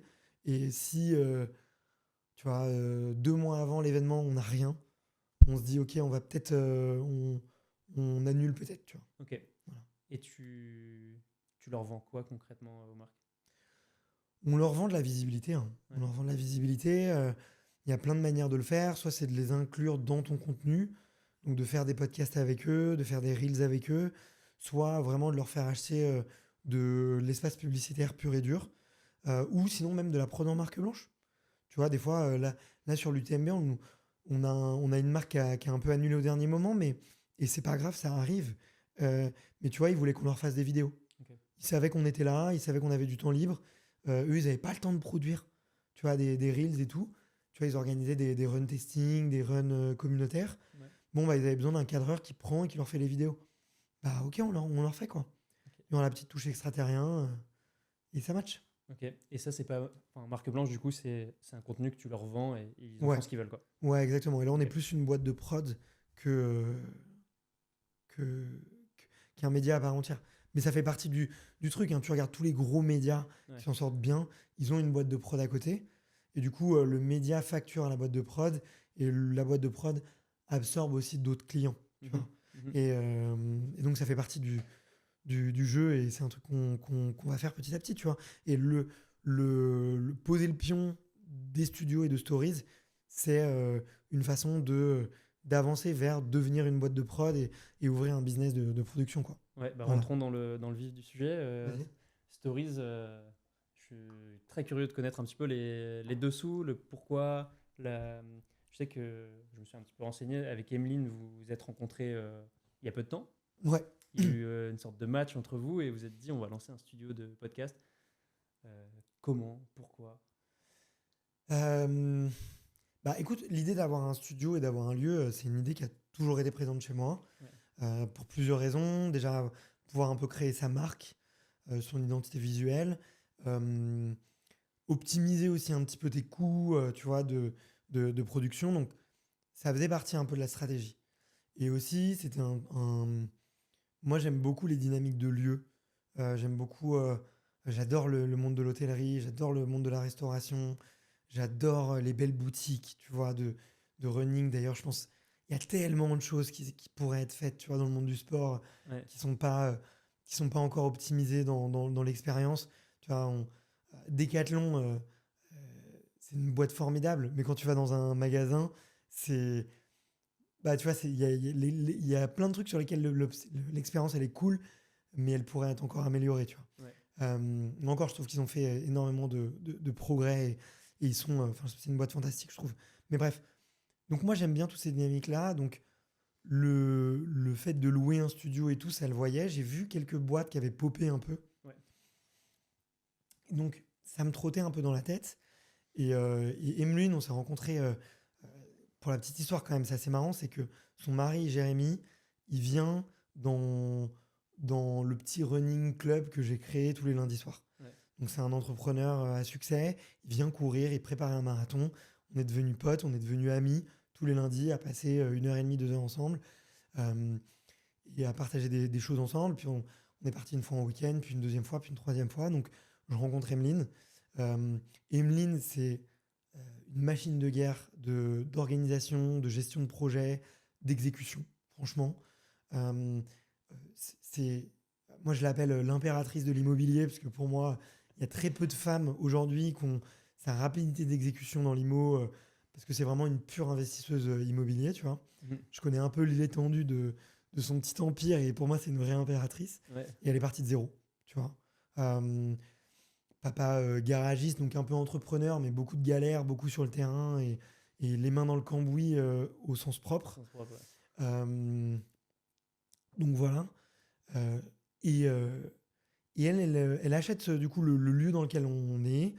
Elle a cette idée de faire un lieu. Et en fait, on en parle. Et moi, je lui dis assez rapidement, moi, ça peut m'intéresser. Je peux t'apporter de la visibilité. Je peux t'apporter des connaissances en audiovisuel. Je peux apporter mon réseau aussi. Parce que je suis très proche des créateurs de contenu. Euh, et j'aime créer une brand et j'aime créer une marque et un ADN. Et puis on est parti comme ça, quoi. On est parti un peu comme ça. C'est vrai qu'on se connaissait assez peu, on avait assez peu bossé ensemble. Je pense que Emeline, elle avait aussi envie de s'associer.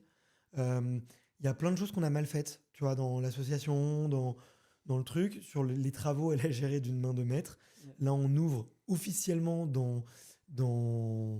Normalement, on doit avoir le site qui est prêt ce soir, tu vois. Ok. Donc on doit lancer la commercialisation ce soir. Il y a plein de trucs qui sont pas parfaits. Il faut l'accepter. Je trouve que avec Emeline, on a aussi des moments un peu difficiles, tu vois, sur l'humain, mais en fait, moi, j'aime bien rencontrer les crises au début. Mhm. En fait, elle, ça peut la faire un peu stresser. Moi, ça me rassure. Je me dis, OK, on fait tous les mauvais sujets maintenant, et on se voit que, en fait, c'est le long terme qui va nous donner raison qu'on est complémentaires. Parce que quand tu es radicalement différent, euh, quand tu es radicalement différent, il y a les crises au début, tu vois. Elle, je sens qu'elle est un peu plus introvertie, moi je suis un peu plus extraverti. Elle, c'est une J en puissance.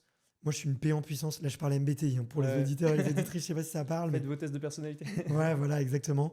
Donc, elle est ultra organisée, ultra carrée. Moi, je suis un opportuniste, je suis un spontané, je réagis. Moi, je suis bon sous la pression, au dos du mur, au dos du mur, Ouais. et je suis moins bon quand il faut faire des plans et planifier, tu vois. Ça me demande du temps, ça me demande de l'effort. C'est tout l'inverse, tu vois.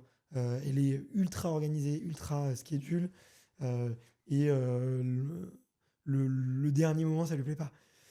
Bon, bah, tous ces trucs-là, on les ajuste, ça va bien marcher. Moi, je suis sûr qu'on va cartonner. On a déjà, parce que c'est un modèle qui est existant, il y a une demande qui est forte. Mhm. Euh, on voit aussi que le marché il se développe. On apporte beaucoup, beaucoup de choses sur la qualité de l'hospitalité. Tu as vu le lieu, Ouais. il est très beau, les toilettes, elles sont sublimes. Dans les toilettes, c'est tout bête, mais on a mis des tampons, des serviettes, du démaquillant, un peu de déo, voilà, tu vois, enfin, plein de trucs qu'on a pensé pour que ça soit nickel, que ça soit un lieu d'exception. Euh, donc voilà, on lance, on va voir où ça donne, mais moi je suis hyper confiant là-dessus. Euh, et Clairement, et l'emplacement aussi. Enfin, ouais, je suis l'emplacement est très sorti cool. de la gare Montparnasse en 5 minutes à pied, je suis arrivé au studio. Ouais. C'est royal. On a compté 3 minutes 45. Ouais, on En marche en fonction vite. de en fonction de quelle sortie de métro tu Oui, sors, je suis pas sorti par la bonne sortie, effectivement. mais oui, on s'est amusé à compter ça. Et, et ouais, on est bien, c'est dans un quartier qui est un peu calme et on espère que ça va être cool, tu vois. Vitrofanie, on est visible sur la rue aussi. Ouais. Donc on va essayer de faire notre mieux. Ok, donc là, les enjeux, ouais, j'arrive, vous vous lancez tout juste, donc il y a encore plein de choses qui sont en train d'être mises en place. Ouais, bien sûr. Déjà, c'est ultra quali. Enfin, j'arrive, je pense qu'il y a plein de studios qui, en termes d'expérience, justement, vont avoir des difficultés à égaler ce que vous préparez. Donc ça, c'est C'est pas à moi de le dire. c'est les clients qui vont peut-être le dire. Euh, mais Mais ça, ouais. c'est, enfin, je pense, ultra important. Et du coup, travailler avec des créateurs qui euh, voudront revenir finalement et les fidéliser concrètement, quoi. Je pense que ça passe beaucoup par l'expérience concrète, l'ambiance derrière, les équipes. Quand Ouais. je suis arrivé, j'étais tout de suite dans le bain avec les équipes et tout, et j'étais tout de suite à l'aise, tu vois. Et du coup, ça, je pense que c'est un élément qui est hyper cool, quoi. Bah écoute, on va essayer. Moi, je serai là sur place tout le mois de septembre, tout le mois d'octobre. Donc, je sais pas quand ça sortira. On va te filer le pré-montage. Donc, normalement, ça doit aller très, Ça va très aller vite. vite. Puis, on essaiera au phonique pour que tu vois à quel point ça rend bien. Le but, c'est vraiment de faciliter la vie des créateurs. Euh, et écoute, merci pour tous ces compliments. C'est beaucoup Emeline qui a fait 95% du job. Donc, vraiment du lancement. Moi, je vais être vraiment sur la commercialisation, la fidélisation, la marque, les équipes aussi. Tu vois, donc euh, voilà, on est en stress. Merci de nous dire que c'est bien dès le lancement. Ouais. Je sais que moi, je suis du genre à dire à Emeline, t'inquiète, on va améliorer avec le temps. Et elle, c'est non, tout doit être bon le jour J. Donc forcément, des fois, ça fait des petites étincelles, mais c'est ça qui est beau aussi dans l'entrepreneuriat. Ouais. Et aujourd'hui, je pense qu'on peut être hyper fier de ce premier lieu. Et même si là, aujourd'hui, on ne devait rien bouger, c'est quand même pas mal. Ouais, non, c'est hyper cool. Et du coup, est-ce que tu peux expliquer un petit peu le modèle Ouais, d'un studio de podcast? ouais. Qu'est-ce qui fait que ça tourne un studio, quoi? Il y a deux modèles. Il y a un modèle purement de location du lieu, avec une brique de service, où en fait, tu viens, du coup, c'est à l'heure. Euh, Tu viens, c'est à l'heure. Tu te poses. Et pour les podcasteurs, on fournit le pré-montage. Ouais. Même sur YouTube aussi, la synchronisation avec les micros, caméra HD, micro HD, enfin, tous tes derniers cris, super lampe. Et tu as un régisseur en fait, qui s'occupe de t'aider à utiliser le lieu, comme tu as vu, avec le réglage des caméras, des petits conseils aussi. L'équipe est en train de se former, donc ça va être de mieux en mieux là-dessus. Mais d'avoir une vraie reco sur, tiens, installe-toi comme ça, ton profil est comme ça, tiens, Mhm. t'as la peau qui brille un peu, tiens, ton verre d'eau, mets-le plutôt ici, tiens, ta voix, pose-la. C'est vraiment quelque chose qu'on a envie d'apporter. Donc, location, plus une brique vraiment de conseil coaching, tu vois, avec les fichiers. L'idée, c'est vraiment de repartir avec ces fichiers tout prêts. Et il y a un deuxième modèle de post-production, Ok. où vraiment, là, tu es une société de service, où là, du coup, on a recruté euh, des media-makers, des monteurs vidéo qui vont venir et à qui on va sous-traiter. On aura une personne qui va vraiment faire la gestion de projet Mhm. avec ces équipes-là. Voilà, donc c'est un double modèle. Tu vois. Je pense que l'idée, on a les chiffres, on les partagera quand on aura fait. Ouais, On bien n'a sûr. pas envie de se prononcer, mais voilà, on a envie que le lieu soit bien rempli. Déjà, si le lieu est rempli, c'est ça l'essentiel pour nous. C'est quoi les leviers du coup pour le remplir au max? Au max, il va y avoir mon média, celui d'Emeline aussi, hein, mine de rien. Euh, donc pour les gens tu vois, qui ne connaissent pas bien, aujourd'hui, on fait 200 000 écoutes par mois sur le podcast en audio. Il y a la chaîne YouTube qui va avoir 30 000 abonnés avec tu vois, pas mal de vidéos qui commencent à souvent passer les 10-20 000 vues Pour moi, Extraterrien, c'est 60 000 abonnés bientôt sur Instagram. LinkedIn, où on approche les 80 000 abonnés. Voilà, la newsletter, 10 000 abonnés aussi. Donc ça, c'est des gros leviers où on va pouvoir parler, où on parle déjà de ce projet. Emeline, pareil, sur LinkedIn, sur Insta, elle est très très forte. Elle va lancer son podcast, elle va lancer son média aussi pour faire rayonner vraiment le lieu à sa juste valeur. Donc ça, c'est une première chose. La deuxième chose, c'est que moi, j'ai tissé beaucoup de relations avec des créateurs de contenu. Des gens aussi qui sont présents et des gens que j'invite, tu vois, que j'invite directement, on fait une soirée d'inauguration avec tous ces gens-là pour qu'ils voient le lieu, pour qu'ils le trouvent beau et tout. Qui viennent tester. Il y a, je pense, un intérêt à faire des alliances stratégiques avec des agences aussi, de vidéos, de production. Donc là aussi, j'ai de la chance. Je connais bien ce milieu-là. Je pense qu'il n'y a pas besoin d'avoir 10 000 agences, mais d'avoir 2 ou 3 qui t'aiment bien, qui te référencent bien. Ça, je pense que c'est ultra pertinent. Et après, SEO. SEO, ça reste un levier de recherche. J'ai besoin d'un studio, je tape. Clairement. Voilà. Donc ça, c'est une première chose. Google Maps aussi. Google Maps, donc je vais te demander de mettre 5 étoiles et de mettre un petit commentaire avec la petite photo. J'ai vu que la page était en si construction. t'es OK. Voilà. Et après, le plus gros levier, je pense, pour n'importe quelle boîte, ça reste le bouche à oreille. Donc si tu as passé un bon moment, si tu es content de tes contenus, ça va se savoir. Et puis après, je pense qu'il y a un effet organique qui se fait naturellement où si l'épisode qu'on fait ensemble il marche bien, qu'il y a un créateur de contenu qui voit la vidéo et qui nous demande tiens, ouais, j'ai envie de tourner dans le même décor, où est-ce que je peux le faire, voilà, tu leur diras naturellement. Et puis voilà, on espère que tout ça mis bout à bout, on va devenir un lieu de référence à Paris. Voilà. C'est la différenciation avec la compétition, si on peut appeler la compétition, ou les autres acteurs qui sont déjà positionnés sur des studios. Comment vous voyez les choses? C'est les axes un peu singuliers qui... Ouais. Écoute, moi déjà j'ai un point de vue très particulier sur les concurrents, c'est que moi je les prends pour mes potes. Je regarde ce qu'ils font, ça m'intéresse, j'écoute, j'ai beaucoup d'estime. En fait, j'ai beaucoup d'estime pour mes concurrents parce qu'à chaque fois, je vois toutes les galères par lesquelles ils sont passés. Je vois ce qu'ils ont fait, je vois ce qu'ils ont bien fait, je vois ce qu'ils ont mal fait. Et du coup, j'ai de l'empathie parce que je vois à quel point c'est dur. Franchement, sortir ce lieu-là en 6 mois, les gens ils se rendent pas compte. Moi, je me rendais pas compte. J'avoue, hein, je me suis fait engueuler par Emeline. Je lui ai dit, écoute, je suis désolé, je me rendais pas compte de à quel point c'est intense. Donc moi, j'ai toujours des bonnes relations. Et une deuxième chose pour laquelle il faut avoir des très bonnes relations avec ses concurrents, selon moi, c'est que soit c'est eux qui vont te racheter, soit c'est toi qui vas les racheter. Et c'est difficile de racheter une boîte avec qui tu peux pas te saquer avec les concurrents. Donc, les entrepreneurs qui sont un peu jeunes et qui ont un peu cette dynamique, tu vois, des fois de se dire j'aime pas mes concurrents, blablabla, on se regarde du coin de l'œil et tout. C'est vrai, mais en fait, tu as tout intérêt à tout de suite créer une relation, à percer un peu l'abcès et se dire écoute, tu fais du bon boulot, ouais, faut qu'on garde une certaine distance, ouais, il y a certains secrets, bravo pour ça tu le fais bien, je t'avoue directement qu'on va s'en inspirer. Et de toute façon, on a intérêt à être en bonne relation parce que si toi demain, tu es en liquidation judiciaire, qu'est-ce qui va te racheter? C'est moi.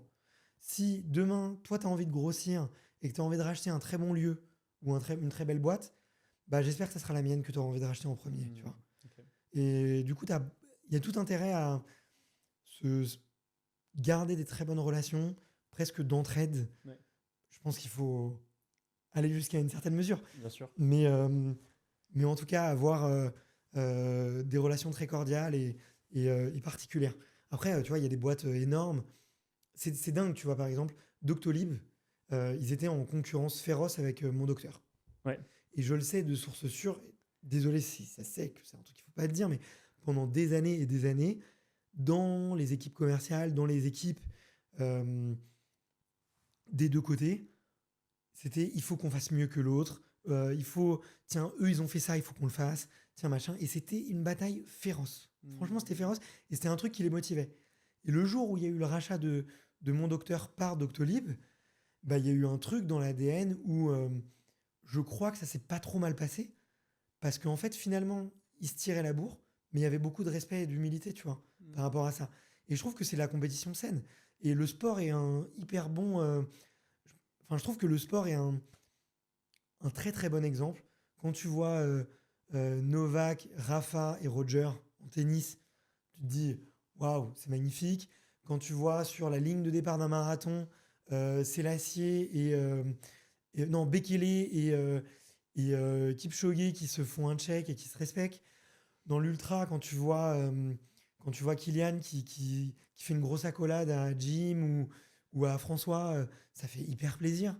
Bon, c'est pas comme ça, c'est pas tout ça, mais c'est légende. Et là, j'ai cité que des légendes. Et chez les femmes, c'est exactement pareil. Tu vois, je pense à Laure Manodou qui avait des bonnes relations avec ses concurrentes. Je pense à Mauresmo aussi. C'est une vraie leçon. On se tire la bourre, mais on se respecte. Ouais. Et je pense dans le business, c'est pareil. Voilà. Ok. Inspirant. De lier le sport. Je sais pas si c'était exactement le sens de ta question, mais en tout cas, c'est comme ça que je l'ai interprété. Ouais, le sens, c'était aussi de savoir, en gros, c'est quoi vos points différenciants ou, tu vois, les éléments qui vont te dire un créateur, moi, je vais aller là et pas ailleurs. Ouais, le point qu'on a mis en place, c'est... je pense... Enfin, déjà, il y a des fondamentaux. Il faut que tes décors soient beaux. Tu vois. Il faut que tes caméras soient premium et que ton son, il soit excellent. Ouais. Déjà, si tu as fait ça, t'es très bien. Ensuite, il faut être dans un lieu proche d'un lieu de passage. Nous, on est à Montparnasse. C'est un lieu qu'on a étudié. On a vu qu'il y en avait beaucoup rive droite, que ça commençait à être un peu la guerre. On a vu qu'il y en avait moins rive gauche. On est juste à côté de Montparnasse. Et le but, c'est de capter un peu ce flux-là. Ça reste un business d'immobilier, de physique. Donc, l'emplacement est bon. Donc, ça, c'est les fondamentaux. Ensuite, où est-ce que tu fais vraiment ta différence? Je pense qu'il y a nous. C'est un facteur humain qu'on peut pas nier. Tu vois, hier, j'ai invité Alexandre Dana à faire un podcast test. J'invite toi aujourd'hui. Je pense que vous êtes des... Bon, Alexandre, je connais très bien. Toi, on se connaît beaucoup. On se connaît moins. Mais tu vois, je vois ce que tu fais sur LinkedIn. J'aime, je t'apprécie.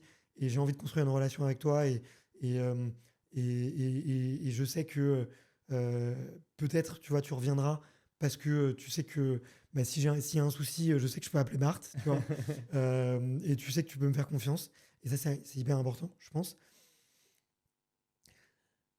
Mais ça, c'est pas suffisant. Y a la partie hospitalité. Donc, tout ce qui se passe en dehors du studio, des toilettes hyper propres, hyper belles, avec des produits pour les femmes, pour les hommes qui veulent vraiment se débarbouiller. La qualité de la formation qu'on est en train de faire avec nos équipes, tu vois, c'est encore pas assez rapide à mon goût, il n'y a pas encore assez de conseils à mon goût, c'est normal, c'est le tout début, ils sont arrivés hier les pauvres, mais c'est un truc sur lequel on va vraiment mettre de l'effet de levier. Et nous, on s'est beaucoup inspiré des codes du luxe, de la restauration haut de gamme, de l'hôtellerie haut de gamme, d'aller dans ces lieux, de voir comment est-ce que les gens nous parlent, comment est-ce que les gens gèrent les problèmes, comment les gens nous font des réductions. Tu vois, ils disent pas quand tu vas au Ritz, on te dit pas j'ai un code promo. Tu vois, on dit la maison vous offre quelque chose. C'est toujours un cadeau. Tu vois, il y a plein de choses comme ça. On s'est entouré de ces gens-là, tu vois. Et on a une copine qui bosse chez Chanel. Incroyable les conseils qu'elle nous a donnés. Tu vois, mais c'est sur des petits trucs. Et donc ça, on va essayer de le mettre petit à petit. Et donc voilà. Je crois que j'ai dit pas mal, quoi. Ouais, et, ce que tu dis, ça me fait aussi rebondir sur mon expérience perso en tant que créateur. J'ai monté un studio chez moi, donc avec un peu les moyens du bord, mais avec des lumières, 3 cams, des micros, tu vois, tout quali, assez similaire, équipé en Sony, avec du bon matos.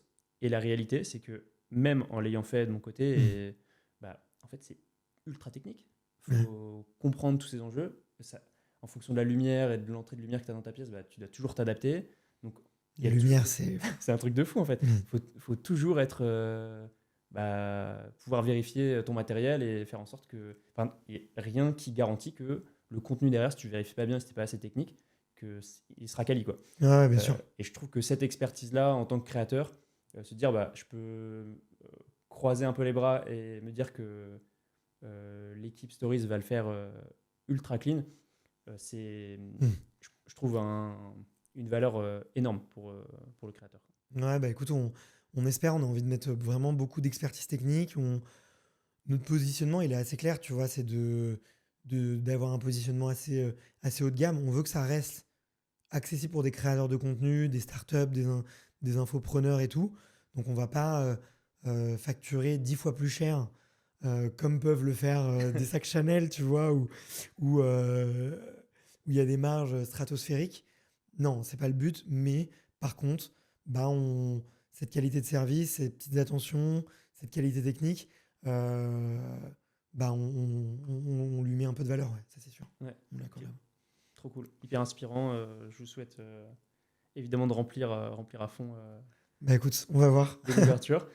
On va changer un peu de sujet et parler d'une question qui me tient beaucoup à cœur dans le podcast, qui fait écho Ouais. aussi au nom du podcast, ton kilomètre 30. Pour les personnes qui nous écoutent, le kilomètre 30, c'est un peu c'est le mur du marathon. C'est la difficulté qu'on peut rencontrer où on a l'impression de tout remettre en cause. C'est vraiment un moment difficile quand on l'a expérimenté en course à pied, de se remobiliser, de passer au-delà des crampes et parfois d'accepter d'être dans un moment de down, peut-être pour repartir aussi plus fort après. Quel est ton kilomètre 30, toi? Euh, j'ai eu une petite phase. C'est une belle question, je trouve. C'est une belle métaphore, tu vois. Notamment pour tous les coureurs, on sait qu'on rebondit, on sait que ça passe, pas toujours. Des fois, ça dure longtemps, mais on sait qu'au prochain marathon, faudra le repousser ce mur-là. Donc j'aime beaucoup la métaphore. La question est très bien posée et donc bien joué pour ça. Moi, j'ai eu une période un peu dure dans ma vie et je pense que elle s'est passée juste avant, au début, juste avant que je lance Extraterrien, et ça a duré encore un petit peu après. Mais j'ai eu un moment, du coup, où, je me suis fait virer de ma boîte qui était le site de rencontre. J'ai eu un divorce. Divorce, on n'était pas mariés, mais je me suis séparé de la mère de mes enfants. Et en plus, j'ai enchaîné tout de suite après avec une relation ultra toxique dans laquelle je suis tombé dans certaines drogues, clopes, alcool, et c'était quasiment quotidien. Et je m'en cache pas. Je me suis flingué la santé. J'arrivais à bosser parce que je tenais le coup. Et au bout d'une année, j'ai fait une grosse dépression. Tu vois, j'ai fait une grosse dépression. Donc j'ai vraiment tout cumulé, quoi. Le boulot, ça allait pas.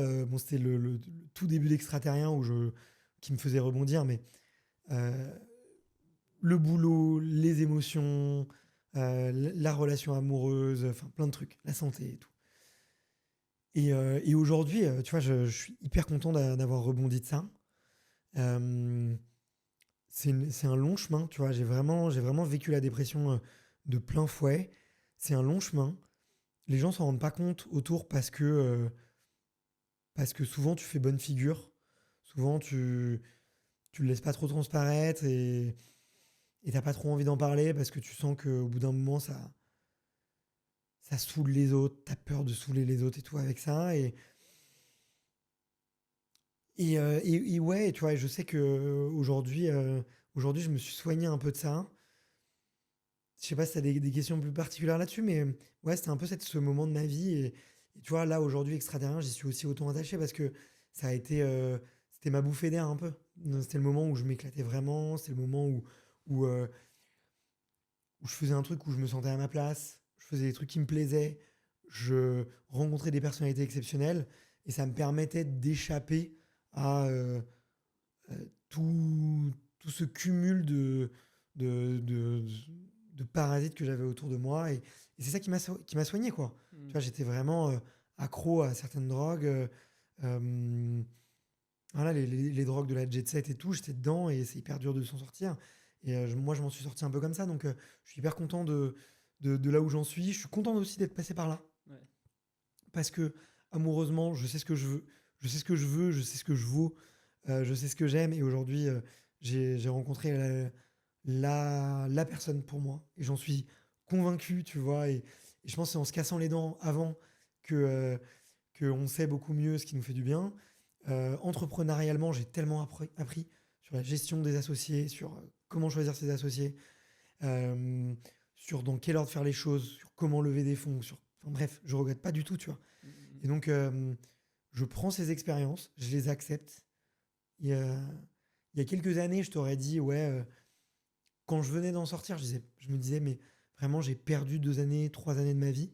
Là, maintenant, je me dis, qu'est-ce que j'ai pris en expérience? Mais franchement, et là, aujourd'hui, je me sens invincible. Tu vois, beaucoup plus fort que avant. Euh, et parce que j'ai appris la résilience. Voilà, j'ai appris un truc hyper dur qui est la résilience. T'as gagné en connaissance de toi. Ouais, exactement. Ça, c'est sûr. Ça, c'est sûr. Ok. Et je remarque aussi que t'as pas de tabou en fait. Genre t'as pas de difficulté à parler de ça.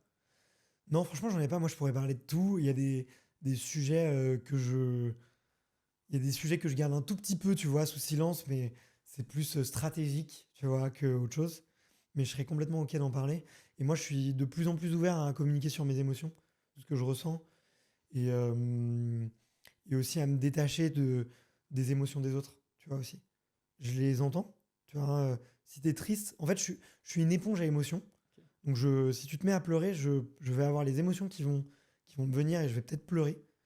Ça m'est arrivé il y a 3 jours avec Xavier Thévenard qui parlait de la maladie de Lyme sur scène devant une petite centaine de personnes, à nous faire comprendre que peut-être qu'il ne reviendra jamais au top niveau. Et lui, je sentais que sa gorge se serrait. Et ben, j'ai versé une larme littéralement en pleine interview. Mais par contre, j'apprends à ressentir le truc que je dis, ok, ça c'est pas mon émotion, c'est la sienne.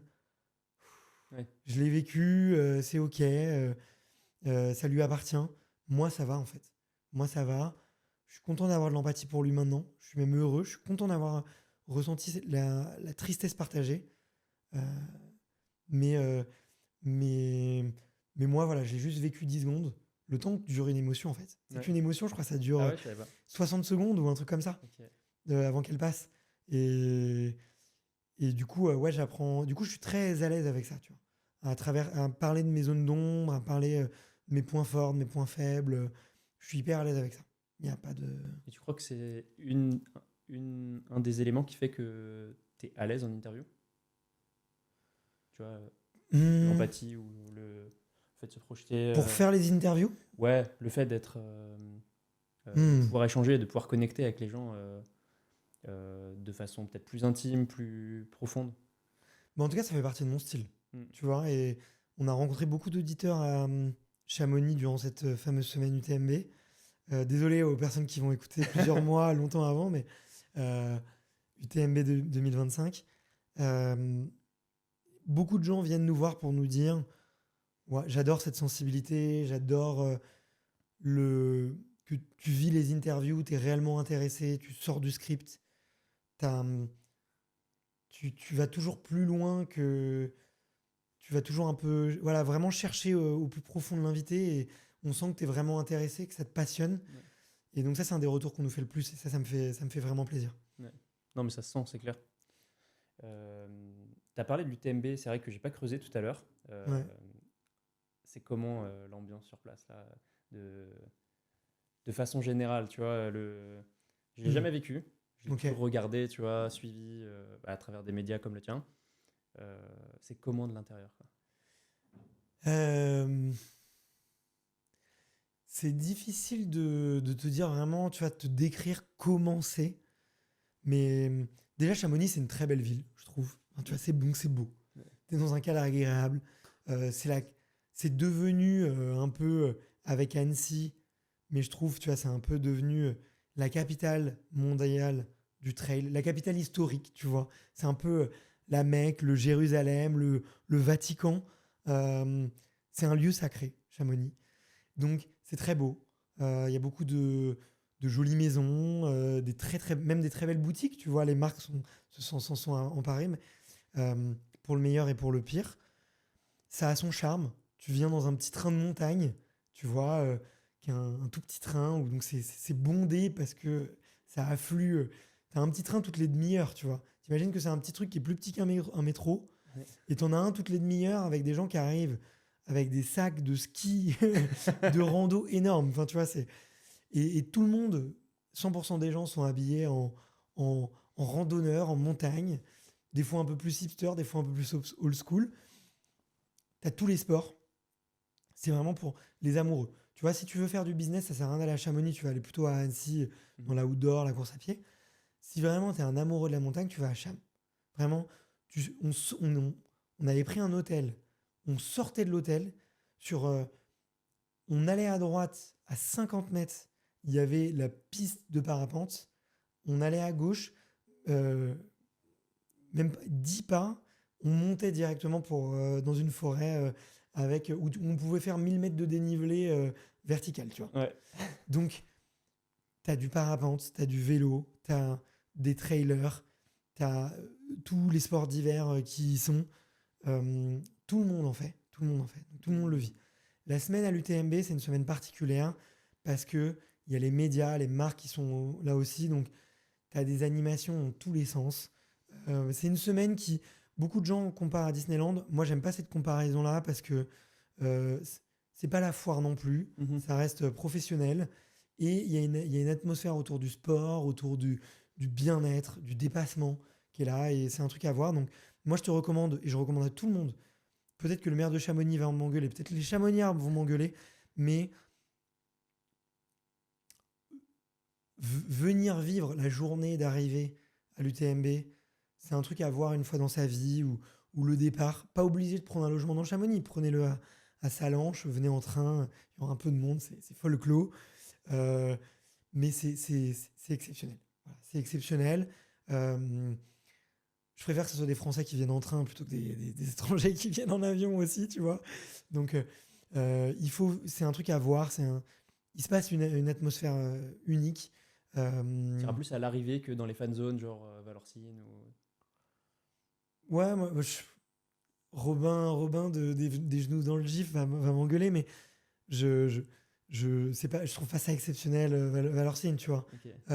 Le trailer arrive, tu gueules, il passe, Et après? et après, il n'y a plus rien, tu vois. Et tu as ça pour les 10, 15, 20 premiers, et après, ça se tasse beaucoup, tu vois. Alors, coup de bol, cette année, Courtenay est arrivé tard, mais une fois que Ouais. Courtenay est passé, généralement, ça s'en va beaucoup. Mais l'arrivée, il se passe un truc. Tous les spots valent le coup, en vrai. Tous les spots valent le coup. La semaine avant que la course démarre, ça vaut le coup. Enfin, avant que l'UTMB démarre et qu'il y ait les petites courses, ça vaut le coup. Tout vaut le coup. Tout vaut le coup. Ouais. L'arrivée de la TDS, ça vaudrait le coup. L'arrivée de la CCC. Donc, l'idée, c'est d'être un peu partout, je pense. Tu Ok. vois. L'idée, c'est de voir un peu tous les spots. Moi, j'ai un peu tout fait. J'aime bien. J'ai plus le courage de faire les nuits à Courmayeur et d'être le matin à Champélac. Même si c'est des moments de course exceptionnels, j'ai plus la force pour ça. Mon rôle, c'est plutôt d'être sur le village et de rencontrer les athlètes, les marques et notre public. Tu vois. Donc, c'est là que je dépense beaucoup d'énergie, mais que j'en prends aussi beaucoup. Et voilà. C'est ce que me disait beaucoup Goulven de Fresh Touch, qui pour le coup est très implanté aussi Ouais, bien sûr. sur ce genre d'événement, quoi. Ouais. Ok. Autre question qui est plus attrait à ta routine de sportif. On a parlé un petit peu de tes sports, des événements que tu préparais. Est-ce que tu peux rentrer un peu dans le détail sur ton entraînement? Toi, comment est-ce que tu t'entraînes? C'est quotidien ou quasi quotidien? Comment est-ce que tu l'intègres dans ton équilibre de vie professionnelle en tant qu'entrepreneur aussi? Je pense que c'est une question qui peut beaucoup intéresser les gens qui nous écoutent. Ouais. C'est marrant d'avoir parlé d'équilibre. Et c'est un terme qui me parle pas trop. Tu vois, je trouve que c'est difficile de trouver une bonne balance. J'ai eu des phases où je bosse beaucoup, j'ai des phases où je fais beaucoup de sport. Pour moi, l'équilibre, il est en vacances, tu vois. Pour moi, l'équilibre, il est en vacances où tout est un peu plus calme et tout. Mais ouais, c'est un truc. Enfin, moi, je vais m'entraîner tous les jours. Je vois qu'avec l'âge, je peux pas tenir à faire de la haute intensité tous les jours. Mhm. Donc, de plus en plus, j'apprends à alterner séances d'intensité, séances plus comment dire, d'écrassage et de zone 2 d'endurance fondamentale. Grosso modo, ça ressemble à une séance sur 2, à peu près. J'ai eu des phases où j'ai vraiment essayé de mettre beaucoup plus de volume d'entraînement et j'étais crevé au boulot. Mhm. Je suis allé trop vite. Je suis pas allé progressivement. Tous les athlètes nous le disent. Et encore, les athlètes, parfois, ils le ressentent pas trop parce qu'ils ont des zones de récup de ouf. Et nous, on bosse, tu vois. On a un boulot en tant qu'entrepreneur, tu vois. Ça reste un boulot taxant. Ça te prend la tête. Tu penses la nuit quand tu vas pisser. Tu te prends le matin quand tu te réveilles. Le soir quand tu te couches. Enfin, ça te prend H24. Donc, ça a un coût mental qui est très, très élevé sur la récupération, je trouve. Et aussi, en plus, je parle même pas quand tu fais des tournages partout en France, que tu montes un studio et tout, enfin, t'es debout, c'est pas de la récup, ça. Ouais. Et moi, j'ai un énorme respect pour les militaires, les pompiers, les gens qui sont sur les chantiers, les éboueurs, même les conducteurs de bus, de train, tous les boulots un peu physiques et tout. Les boulangers. Même le personnel soignant, quoi. Mhm. Il fait des gardes et tout, mais pour moi, c'est eux les vrais héros, tu vois. Moi, quand je me plains, après 2 heures de zone 2 et le lendemain, je fais une séance aéros où je me suis mis une cartouche et je me plains parce que je suis fatigué, parce que j'ai pas bien dormi au boulot. Mais qu'est-ce que j'y mets? Enfin, j'imagine même pas, tu vois. Ouais, Et ceux qui arrivent à jongler avec la vie pro, franchement, chapeau. Donc, faut remettre l'église au centre du village. Moi, à côté, je suis rien. Donc ouais, moi je sais pas trop l'équilibre, j'apprends encore en marchant, j'essaye de faire tenir mes séances entre 50 minutes et 1h20, j'essaye d'inclure le soir via l'application GoWo d'une petite routine de mobilité de 10-15 minutes, parce que je pense que c'est important. J'essaye de varier avec de l'endurance, de l'explosivité, parfois de la force, parfois de la résistance, travailler un petit peu partout. Je pense que la clé c'est vraiment la diversification et déjà de travailler tous les muscles, mais de les travailler différemment aussi. C'est pas facile parce que c'est un peu contradictoire avec la spécialisation et Ouais. c'est difficile de trouver le temps pour tout faire. Mais c'est un peu.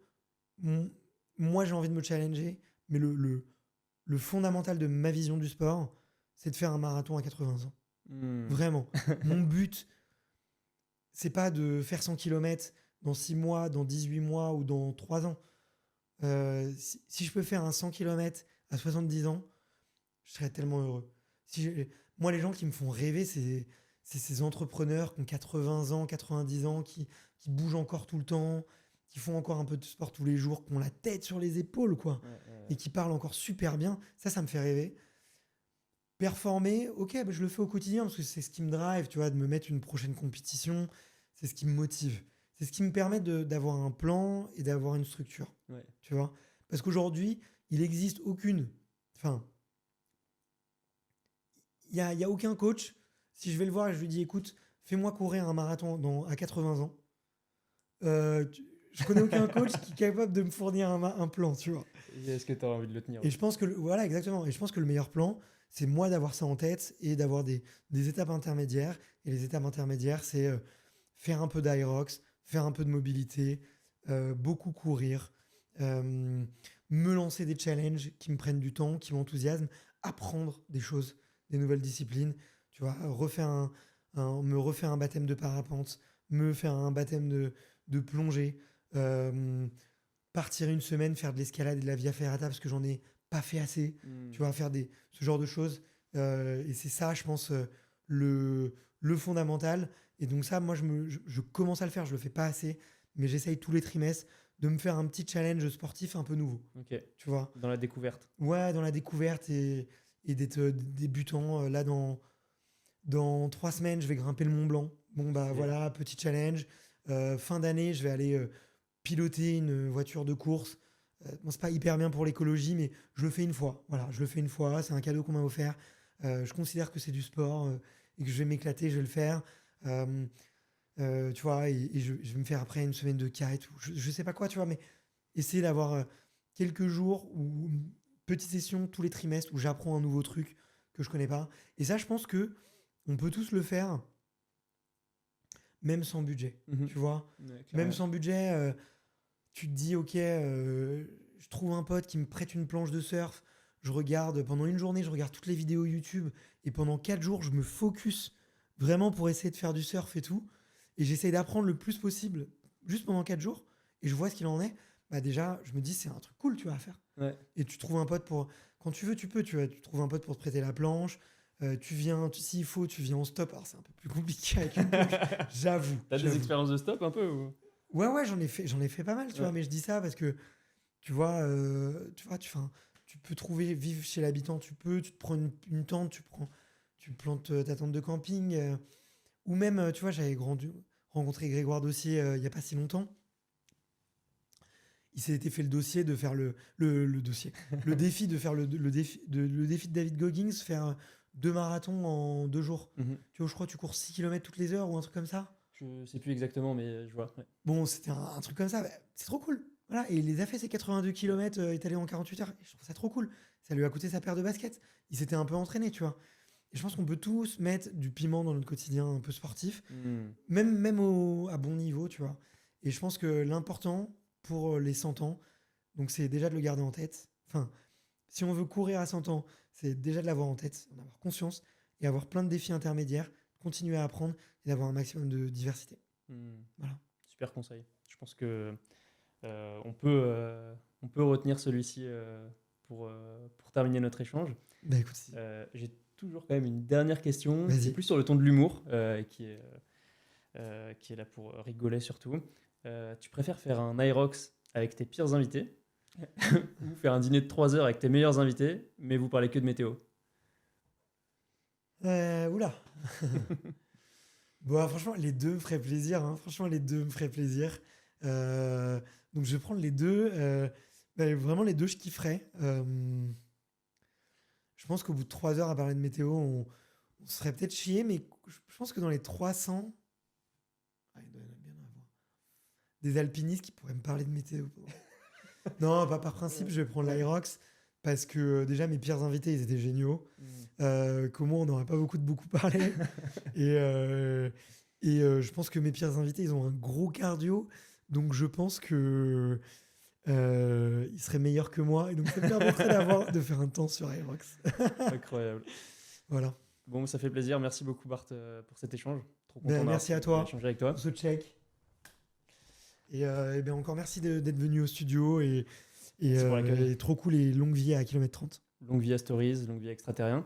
Et dernier point, si les gens qui nous écoutent veulent te contacter, veulent en savoir plus sur des sujets qu'on a abordés, voilà, opportunités, comment ça se passe? Le mieux, c'est Insta, bart.fent, parce que sur LinkedIn, je peux plus recevoir de gens.